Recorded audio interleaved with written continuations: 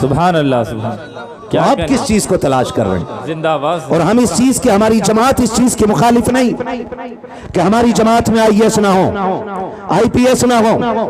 हम इस चीज का इनकार नहीं करते कि मत पढ़ाओ बिल्कुल बच्चों को। हम तो ये कहते हैं हमारा बेटा डॉक्टर बने, लेकिन डॉक्टर बाद में बने, मोहम्मद अरबी का गुलाम पहले होना चाहिए। सुभान अल्लाह, वाह वाह। हमारी ये फिक्र रहती है क्या कि हमारे बच्चों को दीन आना चाहिए, हमारे बच्चों को कुरान आना चाहिए। बात कड़वी होती है, कलेजे फट जाते हैं, बर्दाश्त नहीं होता। लोग कहते हैं मौलवियों को हसद होता है, साकिब हसद नहीं होता है। हमने डॉक्टरों की अंदर की जिंदगी देखी है। अभी कुछ दिन पहले मेरे करीबी रिश्तेदार की बात है, इंतकाल वो 24 घंटे से ज्यादा हो गए थे, वेंटिलेटर पे रख करके उसको सांसें दिलाई जा रही थी, सिर्फ इसलिए कि पैसा ज्यादा से ज्यादा लूटा जा सके। मैं पूछना चाहता हूँ, ऐसी तालीम पे लानत भेजते हैं जो इंसानियत का जनाजा निकालते, हम ऐसी फिक्र को ठोकर मारते हैं जो गरीबों का पसीना निचोड़ के रख दे। इस्लाम हमें इसकी इजाजत नहीं देता है, किसी का हक मारने की इजाजत इस्लाम नहीं देता है, धोखा देने की इजाजत इस्लाम नहीं देता है। क्या 3 दिन तक, 72 घंटों तक लाशों को मशीनों में रख के इसलिए जिंदा नहीं रखा जाता कि पैसा ज्यादा से ज्यादा दुआ जा सके, ज्यादा से ज्यादा पैसा लूटा जा सके। मैं कहता हूँ डॉक्टर बाद में बनाओ, हुजूर का गुलाम पहले बनाओ, इसलिए कि अगर डॉक्टर की कुर्सी पे बैठने वाला मोहम्मद अरबी का गुलाम होगा तो दवा बाद में देगा, दुरूद पहले पड़ेगा। दवा में शिफा हो न हो, मदीने वाले की दुरूद में शिफा पहले आएगा। नारे तकबीर, जरा हाथों उड़ा के बोले आगे से पीछे तक, नारे तकबीर, नारे रिसालत। खतीब आज़म हिंदुस्तान हजरत अल्लामा मुफ्ती हम्माद रजा साहिब की बुला, नारे तकबीर। वाह वाह वाह, पढ़ाओ, क्या कहने मुफ्ती साहब, वाह वाह वाह वाह। सिखाओ गुड मॉर्निंग भी, जिंदाबाद। लेकिन उससे पहले अस्सलामु अलैकुम सिखाओ, ताकि तेरे बच्चे की जबान खुले तो नाम पूछने की जरूरत न पड़े, दुनिया लहजा देख के पहचान जाए मोहम्मद अरबी का गुलाम जा रहा है। वाह वाह वाह। कम से कम इतनी तब्दीली आ जाए। आज पूरी दुनिया मदरसों को मिटाने पे लगी है, पूरी दुनिया इस्लाम की दुश्मन हो गई है। एक प्रोफेसर ने रिसर्च के बाद कहा कि पूरी दुनिया सिर्फ मुसलमानों की दुश्मन क्यों है? कहा कि पूरी दुनिया ने देखा कि अगर तरक्की करनी है तो 3 चीजों को बढ़ावा देना पड़ेगा। नंबर 1 सूद है जी, नंबर 2 शराब, और नंबर 3 बेगैरती, बेहयाई।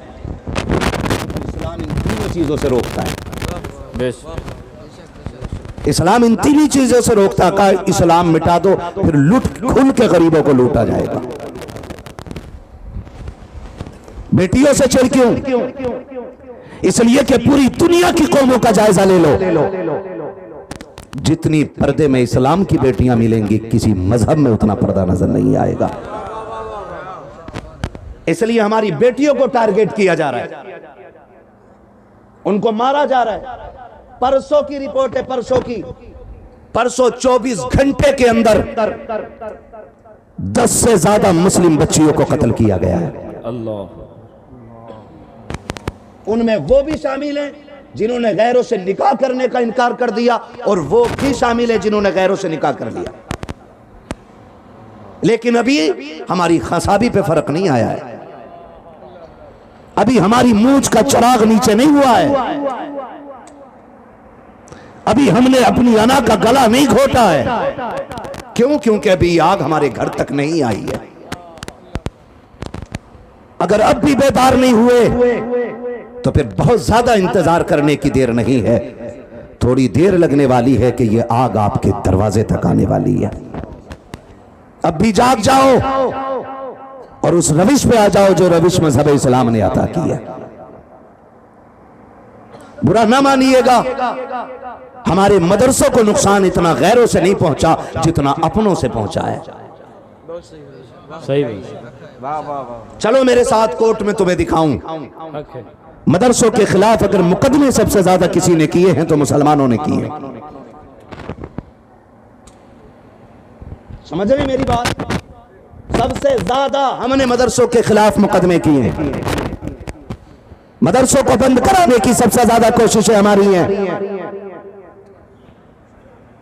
हम एक मौलवी से नफरत करके इतने गिर गए कि हमने नबी के घर में ताला लगवा दिया।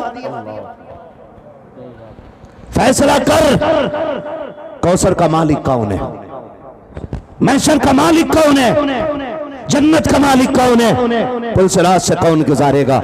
तो सबका एक ही जवाब होगा कि जो पुलसिरात पार कराएगा वो कोई और नहीं, ज़हरा का बाबा होगा। अगर सब कुछ हुजूर करेंगे तो फिर हुजूर से बिगाड़ के जाना किधर है? कोई दर है ऐसा जो हुजूर के बाद हमारे लिए खुलता नजर आए? कोई मददगार है ऐसा? ये मंजर भी कयामत में नजर आएगा। सबने सफे महशर में ललकार दिया हमको, ए बेकसों के आका अब तेरी दुहाई है। आखिर में पलट के सबको हुजूर की चौखट पे जाना है। तो फिर मदरसों से दुश्मनी कैसी, मदरसे वालों से इख्तिलाफ कैसा? पहली वजह यह है कि जो मदरसों में हम नहीं पढ़ाना चाहते बच्चों को, हम ये सोचते हैं कि इसमें पैसा नहीं है। इसमें पैसा भले कम है लेकिन रब ने इसमें इज्जत बेहिसाब रखी हुई है। बेशक, सुभान अल्लाह। तो इज्जत के लिए कम से कम बच्चे पढ़ाएं। दूसरी वजह बताओ, बता दूं, नाराज तो नहीं हो रहे चच्चा? हो गए भी तो क्या बिगाड़ लोगे? मौलाना रिजवान से बाद में हिसाब लेना। कितना कड़वा मौलवी वक्त बुलाया था कि जन्नत बांट के ही नहीं गया। न जन्नत इनके बाप की है न मेरे बाप की है, जन्नत रसूल पाक की है जी। जो उन्हें राजी कर ले वो जन्नत का हकदार हो जाएगा। ये सारा अपना अपना मसला है। तो बस है ना सारे लोगों की। दूसरी वजह ये हमारे बच्चे भी खुद नहीं पढ़ना चाहते। क्यों? क्योंकि हमारे बच्चे देखते हैं कि मौलाना आए थे इमाम साहब, हमारे अब्बा ऐसा टांग पे टांग रख के बैठे रहे हो, कह रहे कहो हाफिज जी कैसा आना हुआ। तो बच्चा सोचता है इसमें कोई वैल्यू नहीं है। क्या कहने, हमारा अब्बा तो निरा चोर है, पड़ोसी की मेंढ काट डाली, सब सगे भैया की दुकान की बेईमानी कर ली, वो इमाम के लिए नहीं उठ रहा है। तो इसमें इज्जत क्या होगी? जो बची कुची थी ना वो हमने ऐसे खत्म कर दी। हम कह रहे हैं ये ज़कात खाने वाले लोग हैं, ये खैरात खाने वाले लोग हैं, ये चंदा खाने वाले लोग हैं। अल्लाह की इज्जत की कसम खा के कहता हूं, मौलवी तुम्हारी खैरात पे नहीं पलता, मौलवी जितना भी पलता है मदीने वाले के दर की खैरात पे पलता है। अगर ये जहन में नजरिया हो तो बदल दीजिए। अपने बच्चों के सामने उलमा की इज्जत किया करो। हम अंदाजा लगा लेते हैं, हमें अब्बा का बायोडाटा पूछने की जरूरत नहीं पड़ती। जिस घर का बच्चा सलाम करता है हम समझ जाते हैं इस घर के अंदर कुरान वालों की इज्जत की जाती है। इसलिए कि बच्चा वही करता है जो माँ बाप को करते हुए देखता है। हमारे बच्चे वो नहीं करते जो हम कहते हैं, हमारे बच्चे वो करते हैं जो हमें करता हुआ देखते हैं। क्या? जो हमें करता हुआ देखते हैं वो करते हैं हमारे बच्चे, जो हमें करता हुआ देखते हैं। हम अपने बच्चे से कह रहे हैं बेटा झूठ मत बोलना। हमने बच्चे से कह दिया, थोड़ी देर के बाद ना कोई आ गया कर्जे वाला, उसने गेट बचाया, कहा कौन है? बेटे को पूछा, पूछ क्या कौन है? उसने बताया फला है। कहा ओहो पैसे लेने आया। बेटे से कह रहा जाओ कह दो अब्बा घर नहीं है। अब बेटा सच्चा बनेगा कि झूठा? बोलो, टेंशन में आ रहे हो? ये सच्चाई है। फिर हमारी औलाद झूठी बन जाती है। अपने बच्चों के सामने कुरान वालों की इज्जत किया करो, एहतराम किया करो। हमारे दिल में कुरान की वैल्यू क्यों नहीं? हाँ पढ़ जाएगा। 18 घंटे हम हिंदी इंग्लिश को देते हैं और सिर्फ 35 मिनट देते हैं कुरान वालों के लिए। उसमें भी 5 मिनट लेट हो जा फौरन फोन आ जा, इमाम साहब बच्चा नहीं आया अभी, उसे ट्यूशन के लिए जाना। कितनी देर लगा दी उसे पढ़ाने में? जल्दी छुट्टी दो।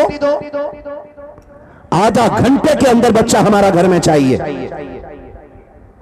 जब हमारे बच्चों को यह साफ दिखता है कि हमें कुत्ता बिल्ली पढ़ने के लिए 12 घंटे दिए जाते हैं, कुरान पढ़ने के लिए आधा घंटा दिया जाता है, तो सबसे ज्यादा अहम हिंदी इंग्लिश होती है, बाद में वक्त बचता है तो कुरान होता है। हाथ जोड़ के खुदा का वास्ता दे के कहता हूँ, अपने बच्चों को यह बता दो कि कुरान दुनिया की हर तालीम से ज्यादा अहम है, कुरान दुनिया की हर दौलत से ज्यादा बड़ी दौलत है, कुरान दुनिया की सारी किताबों से सबसे बड़ी किताब है, कुरान हर किताब से अफजल है। अपने बच्चों को यह बता दो बेटे जान जाए तो जाए लेकिन कुरान हाथ से न छूटने पाए। अपने बच्चों को कुरान का एहतराम इतना सिखा दो ताकि आने वाली नस्लों को कुरान पढ़ने का हुनर आ जाए, कुरान सीखने का हुनर आ जाए। आज दुनिया बात करती है कि करबला में हुसैन ने नेज़े पे कुरान पढ़ा था। मैं कहता हूँ ये कोई ताज्जुब की बात नहीं है, हुसैन पे लाजिम था कि वो नेज़े पे कुरान पढ़ते, इसलिए कि माँ ने जब भी दूध पिलाया था कुरान पढ़ के पिलाया था, जब भी सुलाया था कुरान पढ़ के सुनाया था, जब माँ फातिमा होती है तो बेटे हुसैन बन के नेज़े पे कुरान पढ़ा करते। वाह वाह वाह, नारे तकबीर, नारे रिसालत, नारे हैदरी, नारे हैदरी। हजरत अल्लामा मुफ्ती हम्माद रजा साहिब किबला, नारे भाई, तकबीर। दीन इतना हल्का नहीं जितना समझ रखा। एक बात बताओगे आप मुझे, मोटी मोटी बातें, और इंशाअल्लाह हर बंदा जवाब दे देगा। दे देंगे ना? जवाब दीजिएगा, समझ में आ जाए तो। एक UKG LKG नर्सरी की एक ट्यूशन बताओ जो 500 रुपए से कम में हो और अच्छी ट्यूशन हो। जिनके बच्चे पढ़ते हैं वो जवाब दें। मिलती है कम से कम 1000 रुपए रख लेते हैं लोग। है भाई, ऐसे ही है भाई। 1000 रुपए एक नर्सरी के बच्चे की जो हम ट्यूशन लगाते हैं उसका 1000 रुपए देते हैं, और जिस बच्चे को मदरसे में भेजते हैं उस मौलवी को महीने के 100 रुपए देते हैं। मुश्किल है 100 रुपए भी। अल्लाहु अकबर। हम 100 रुपए भी मुश्किल से देते हैं जी। एक मदरसे में ट्यूशन पढ़ाने, मदरसे में पढ़ाने वाले आलिम को 100 रुपए भी मुश्किल से देते हैं। जबकि बताया गया और सब जानते हैं कि अगर इमारत बुलंद रखनी होती है ना तो बुनियाद मजबूत रखनी पड़ती है। यही है ना? हमें अगर 4 मंजिला मकान बनाना है तो जमीन के ऊपर से ऐसी ईंटें लगा के कर देंगे काम। इंजीनियर कहेगा भाई दीवारें तोड़ फिर से भर के ला। अगर दूसरी मंजिल पे भी गया ना तो ये बैठ जाएगी। का बुनियाद मजबूत नहीं है। अगर बुनियाद मजबूत ना हो तो इमारत गिर जाती है, और अगर बुनियाद मजबूत ना हो तो मौलवी मजबूत कैसे बनेगा आपका बच्चा? उसका दीन मजबूत कैसे होगा? हाँ, गलत नहीं कह रहा हूं। ये बेटियां बैठी हुई हैं, इनकी जिंदगियों के साथ जितना खिलवाड़ होता उतना तो मर्दों के साथ भी नहीं होता। शादी हो गई, घर आ गई, बच्चों वाली हो गई, बच्चे बड़े होने लग गए और फिर भी कुरान लेके बैठे हैं तो हुनर ही हुनर है। आज तक बगैर हिज्जे के एक आयत आगे पढ़ने तैयार नहीं। और ससुर कह रहा हमारी बहू बड़ा कुरान पढ़ा है, 3 घंटे हिलाए तो 2 रुपए उसके। ये कंडीशन है हमारी। और कभी 30-40 में जाने का मौका मिलता है ना कहीं भी, फिर देखो कुरान पढ़ने वालों को ऐसा पढ़ रहा कुरान, दिल करे उठा के ऐसा पटक कि इसकी 3 इकाई बन जाए। समझ में ही नहीं आता कुरान पढ़ रहा कि संस्कृत पढ़ रहा।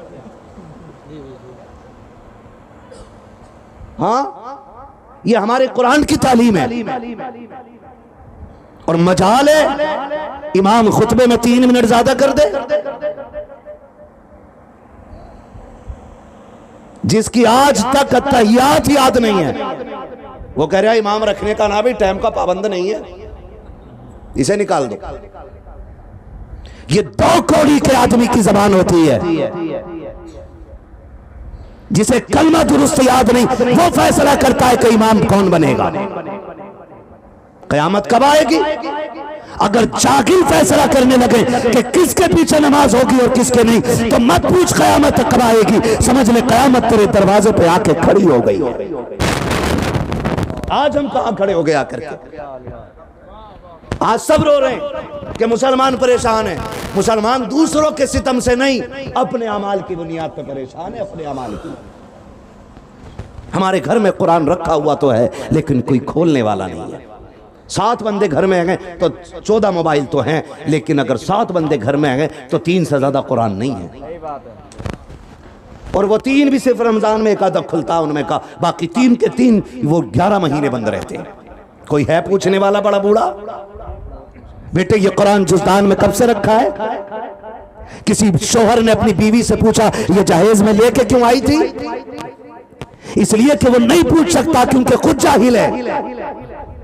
पलट के वो भी तो पूछ सकती है तुम पढ़ लो, वो कहेगा मैंने खुद नहीं पढ़ा, तो वो कैसे बीवी को समझा सकता है?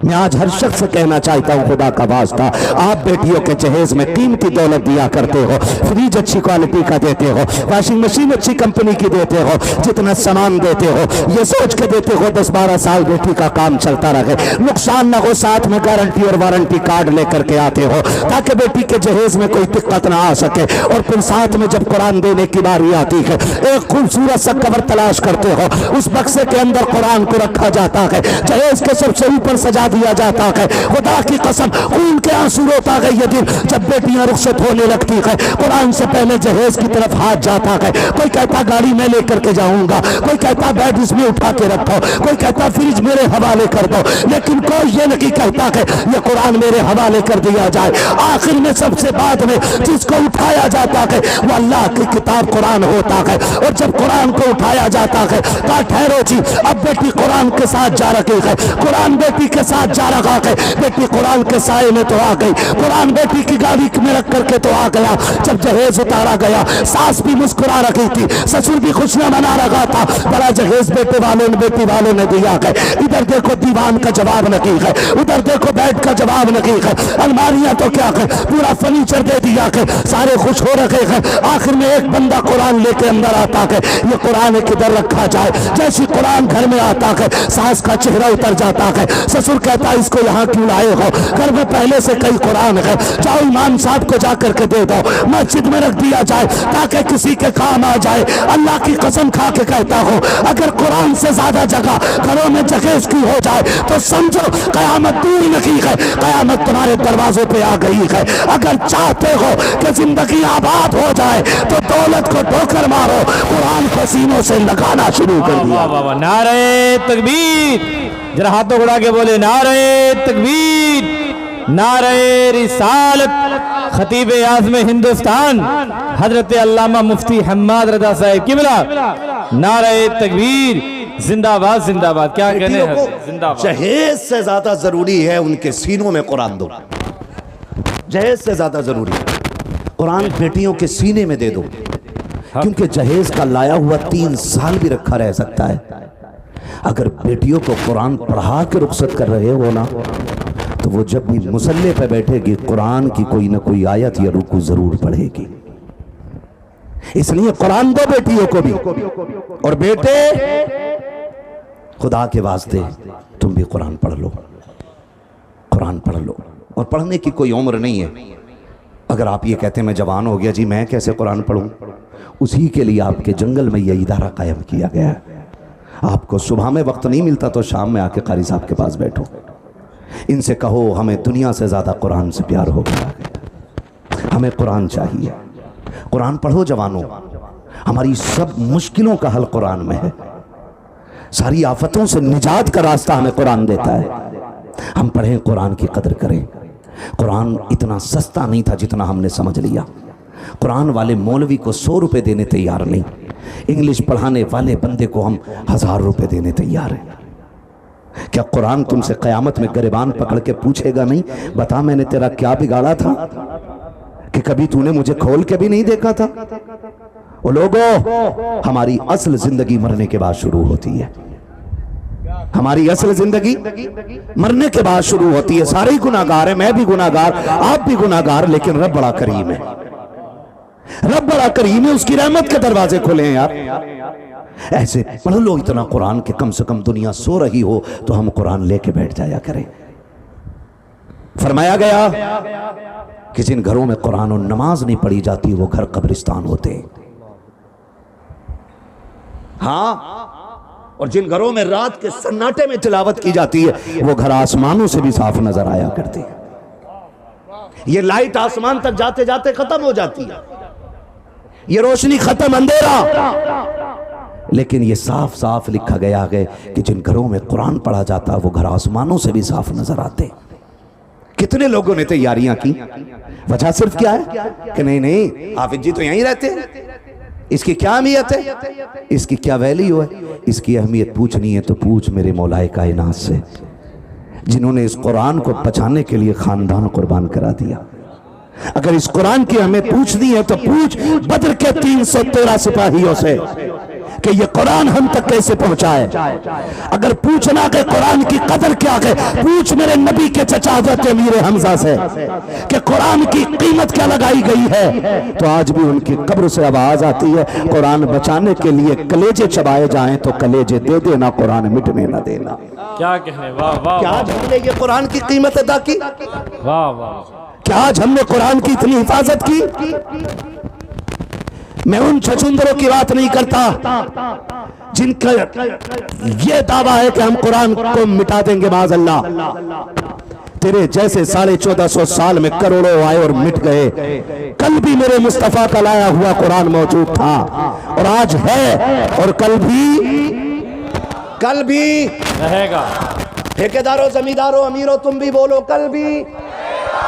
यहाँ वो न बैठे जो अपने आप को जमींदार समझता है, यहाँ वो बैठे जो अपने आप को मदीने वाले का नौकर समझ के बैठा हुआ है।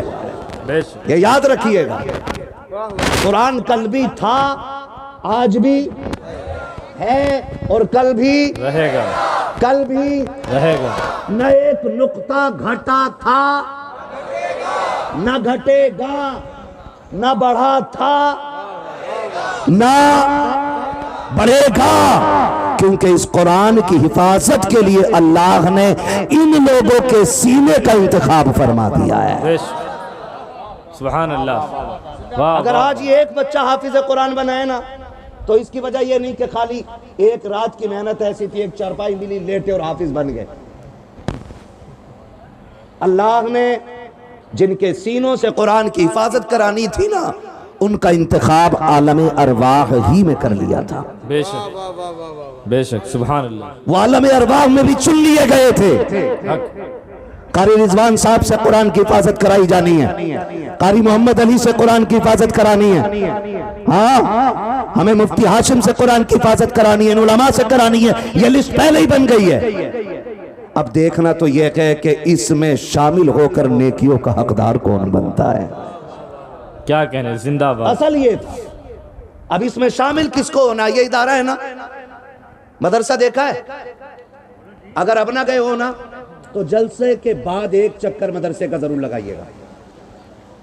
लगाएंगे इंशाल्लाह? अरे बोलो लगाएंगे कि नहीं? और ना लगाना हो तो मत लगाओ, कोई मसला नहीं है। हाँ, लेकिन मैं खैर खाही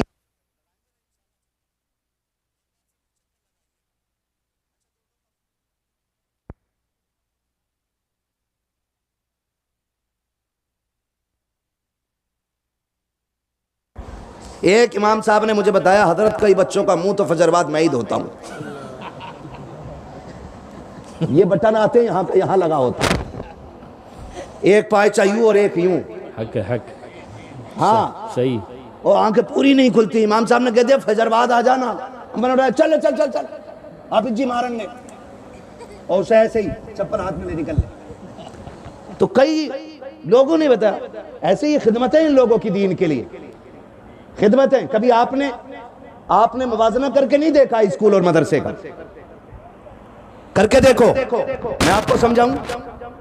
जब स्कूल में जाओ ना बच्चा लेकर के, तो सबसे पहले पूछते हैं आय प्रमाण पत्र लाइए, आपकी इनकम क्या है, ये प्रूफ दीजिए आपकी इनकम क्या है। आपको मालूम है हमारे स्कूल की फीस कितनी है? नहीं कहते सुनो, 1000 रुपए पर मंथ फीस है, 1100 रुपए गाड़ी का खर्चा है पर मंथ। कितने हो गए? 1000 और 1100। अरे की तो इतने तो पढ़े ही हो गए यार। खुदा की मिला ना विसाले सनम, ना इधर के रहे ना उधर के, ना मदरसे में ही गए, ना अच्छे से स्कूल में ही पढ़े। हमारे बच्चे तो जामे भी उन स्कूलों में जिसमें खिचड़ी बटे। अम्मा ये पूछे लल्ला प्लेट रख ली क्या नगरी बस्ते में, यानी पूछी किताबें सुनी है कि नहीं, प्लेट रख ली कि नहीं, खिचड़ी मिलती है क्या बोलते हैं स्कूलों में? नहीं, वो गवर्नमेंट जो देती है उसे क्या बोलते हैं? Mid day meal. Mid day meal. अब वो कहीं यहाँ पे होता, कोई खिचड़ी बना लेता, कोई तहरी बना, कोई रायता। एक स्कूल वालों ने तो भैंस वालों को भेज दिया सारा मिड डे मील। जम के हो रहा काम। हमारी कौम गई प्लेट लेके। कैसे साल तक मिलता मिड डे मील बच्चों? कितने? 8वें क्लास तक मिड डे मील मिलता। वो बेवकूफ बनाया जाता हमारी कौम को मिड डे मील खिला के, नकल करा के पास कराते रहते, मिड डे मील खिलाते रहते है ना, नकल करा के पास कराते। हाई स्कूल में भी जुगाड़ लग गया, उसने भी कह दिया 5,000 लूंगा, नकल करा दूंगा। इनने सोची ले भाई कामयाब हो गया, IPS बन गया, 5,000 दिए, नकल करके पास। आगे चल के ले दे के नंबर आ गया, टेस्ट भी पास कर लिया, जब इंटरव्यू का नंबर आया ना तो फेल तो होने ही था, क्योंकि मिड डे मील ही तो खा रहा था 8 साल से, कर ही क्या रहा था। अब घर फाइल दबा के बगल में लाया, क्या हुआ कि बताएं मेरा नाम इरफान था इसलिए निकाल दिया गया। समझ रहे? मेरा नाम इरफान था इसलिए इंटरव्यू से निकाल दिया गया। अगर मेरा नाम भी किसी यादव के नाम पे होता, कुमार के नाम पे होता, मुझे भी शामिल कर दिया जाता। मैं आपसे कहना चाहता हूँ, अपनी नाकामियों का छपाड़ा कब तक दूसरों के सर पे मारते रहोगे? अपनी नाकामियों की जिम्मेदारियां कब तक दूसरों के सर पे डालते रहोगे? ये जो 8 साल तक मिड डे मील खाते रहे हो, या तुमने 10वीं क्लास के अंदर जो नकल करके पास किया था, ये चीजें तुम्हें कामयाब नहीं होने देंगी। मिड डे मील को ठोकर मारो, नकल से अलग हो जाओ, इतनी मेहनत करो कि किसी मर्ज का इलाज बन जाओ। अगर इलाज बन जाओगे तो फिर साथ देख के नहीं, औकात देख करके तुम्हें कुर्सी दे दी जाएगी। वाह वाह वाह वाह, जिंदाबाद जिंदाबाद, क्या कहने, जिंदाबाद। बनो तो सही किसी वाह वाह लायक। वाह वाह वाह वाह वाह वाह। वो कहते बिच्छू का मंत्र आता नहीं और सांप के बिल में हाथ डाल दिया। क्या कहें? वो कुछ पढ़ तो। मैदान जंग में गधे नहीं दौड़ा करते, घोड़े ही काम आते। क्या काम आते? तो गधे ना बनो, घोड़े बनो, कामयाब बनो, नकल के लालच में ना रहो, मिड डे मील के चक्कर में ना पड़ो। महाराजा शरीफ वाले एक ऐलान करते हैं, आधी रोटी खाएंगे, बच्चों को पढ़ाएंगे, आधी रोटी खाएंगे। ये देखो कौन नहीं बोल रहा, वो दलाल अपने औलाद की रोटी खाना चाह रहा होगा कमाई। सितम न करो, 200 रुपए के चक्कर में बच्चों को जिन उम्र में पढ़ना चाहिए 200 रुपए के लालच में मजदूरी करा रहे हैं। अपनी तो है ही बर्बाद, बच्चों की भी बर्बाद करने पे लगे हुए। सितम बच्चों के साथ ही है। अगर आप गरीब है, मजदूर हैं, तो 1 घंटा ज्यादा मेहनत कर ले। तो 8 घंटे करता है ना मजदूरी, 9 घंटे कर ले, लेकिन अपने बेटे को अच्छी तालीम दे दे, ताकि जिस मुश्किल से तू गुजरा है ना, तेरी औलाद उस मुश्किल का मुंह ना देखे।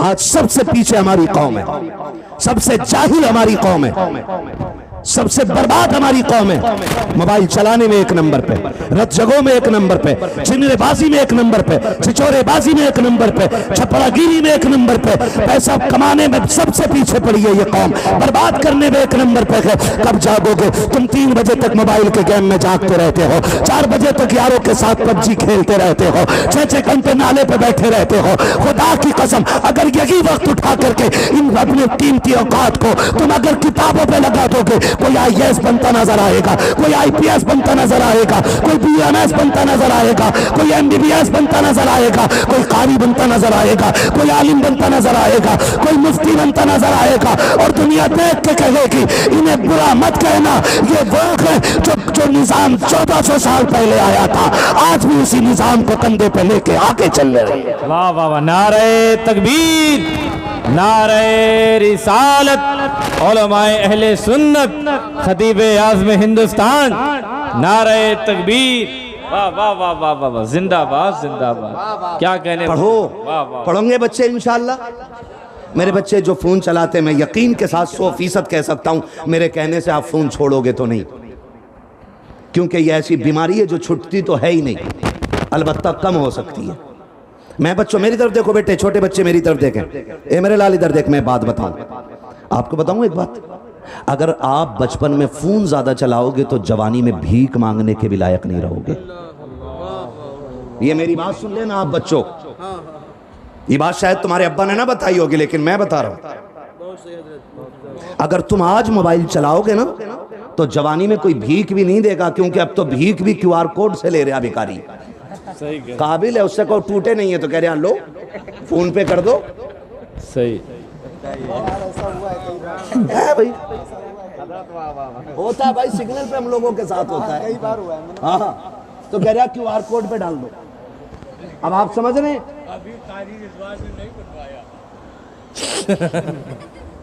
समझ रहे मेरी बात। तो जो बच्चे मोबाइल चलाएंगे ना ज्यादा, वो भीख मांगने के भी लायक नहीं रहेंगे। आप मोबाइल चलाते हो, आप 24 घंटे में अपने खेल के लिए आधा घंटा सिर्फ रखो। कितना? बच्चे बोले कितना? आधा घंटा। बच्चे बोले कितने घंटे? आप आधा घंटा मोबाइल के लिए अपना रखो, बाकी टाइम अपनी पढ़ाई के लिए रखो। अगर तुम पढ़ के काबिल बन जाओगे ना, तो मोबाइल की औकात क्या, पूरी टेक्नोलॉजी तुम्हारे कदमों में रहेगी। तुम जहाज के कंधे पे बैठ के उड़ोगे। अगर तुम तालीम अच्छी कर लोगे ना, तो तुम सिर्फ मोबाइल में जहाज नहीं, हकीकत में जहाज उड़ाने के लायक बन जाओगे। लेकिन कब? जब आप मेहनत करोगे। अगर आप PUBG खेलोगे, आपका मन नहीं लगता पढ़ाई में ना, तो फिर आप भीख मांगने के भी लायक नहीं रह जाओगे। फैसला आपको करना है। और एक बात और बता दूं बेटे, इधर देख, शिकल देख के बेटी कोई नहीं देता है, कमाई देख के लोग बेटी देते हैं। समझ रहे हो मेरी बात? अगर चाहते हो सही घर में शादी हो जाए ना, तो फिर भी पढ़ो। पढ़ोगे ना? मैंने दोनों बड़े बड़े लालच दे दिए, अब उम्मीद है इंशाल्लाह कुछ सुधरोगे। पढ़ोगे कि नहीं बेटे? पढ़ते हैं आप लोग? चाहे स्कूल में पढ़िए या मदरसे में पढ़ो ना, तो तगड़ा मौलाना बनना, तगड़ा मौलाना। और इतना तगड़ा मौलाना बनना कि वहां भी तुम्हें देख के रास्ता बदल दिया करे। मौलाना बनना कि जहां पैर रख दो, लोग मुड़ मुड़ के देखा करें कि कोई मौलाना जा रहा है। इतना तगड़ा मौलाना बनना है। और डॉक्टर भी बनना है ना, तो इतना तगड़ा बनना जैसे ये हराम में कमाई कर रहे हैं ना डॉक्टर। खाली बुखार है फिर भी कह रहे चेकअप करा के लाओ, क्योंकि 200 इसे ही मिल जाए जांच में से भी, कहीं छोड़ थोड़ी रहा। क्या पहले डॉक्टर नहीं होते थे? नब्ज पकड़ी, दवा दे दी, बंदा ठीक कह रहा, चेक करा करो। डॉक्टरों को कुछ नहीं आता, खबर पढ़ के दे रहे हैं दवा। वो पर्चा कह रहा कि इसे जो बुखार है ना, वो 3rd क्लास का है, तो उसे देख के दवा दे दी, चाहे मशीन ने कुछ भी कहा। तो डॉक्टर भी काबिल नहीं रह गए। मैं चाहता हूँ हुजूर के गुलाम डॉक्टर बने, हुजूर का नाम लेने वाले डॉक्टर बने, और दुनिया को ये बता दें कि अगर आज भी 1400 साल पुराना निजाम पलट के आ जाए ना, तो फिर किसी की आंख में आंसू नजर नहीं आ सकता है। इसलिए मैं चाहता हूं हुजूर के गुलाम आलिम बने, डॉक्टर बने, हुजूर के गुलाम IAS IPS की कुर्सी पे बैठे। वो जो जज की कुर्सी पे बैठा हो ना, वो मुंह देख के फैसला ना करे, वो दलील देख के फैसला करे, वो पैसे लेके फैसला ना करे। आज देखो कितने लोग कोर्ट के दरवाजों पे आज तक माथे मार रखे हैं, सर पटक रखे हैं। कई बार ऐसा होता है कि मजलूम फंस जाते हैं और जालिम छूट जाते हैं, फिर कहते हैं कि जी हम क्या कर सकते थे, कोई रास्ता ही नहीं है। मैं गारंटी के साथ कहता हूँ, आज भी अगर कुर्सी पे उमर फारूक आजम जैसा बंदा बैठा हो ना, तो मुजरिम जुर्म करते हुए घबराएंगे और सजा देने वाले सजा देते वक्त होश के नाखून लेंगे। समझ रहे मेरी बात? तो मैं चाहता हूं कौन मुस्लिम आगे बढ़े, पढ़ेंगे इंशाअल्लाह, पढ़ेंगे इंशाअल्लाह। तो मैं क्या बात अर्ज कर रहा था, फर्क समझ लो, फर्क समझे। हम बच्चे को लेके जाते हैं अपने स्कूल में ना, तो स्कूल वाले देख के कहते हैं कि भाई 1000 फीस का हो गया, 1100 रुपए गाड़ी के हो गए। कितने हो गए? सुभान अल्लाह, कितने? मैथ में ज्यादा माहिर हो आप लोग हैं? नहीं, कितने हो गए? 2100।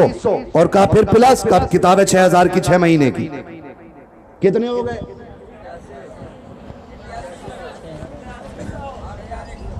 अजीब आदमी हो, ऐसे बोलो ना। अब ऐसी अभी हजरत तकरीर कर रहे हैं, उनकी आधी समझ में आई, मेरे आधी आई भी नहीं थी, और तुम ऐसी बोली में बोल रहे हो कि मैं समझ नहीं पा रहा हूं कि क्या बता रहे हो आप। ऐसी बता दो कितने? 8000 और 100 है ना जी? इतनी हो गए? 8100। अच्छा, अगली और चीज और रह गई ना, का ड्रेस, इसका भी खर्चा के साथ जूते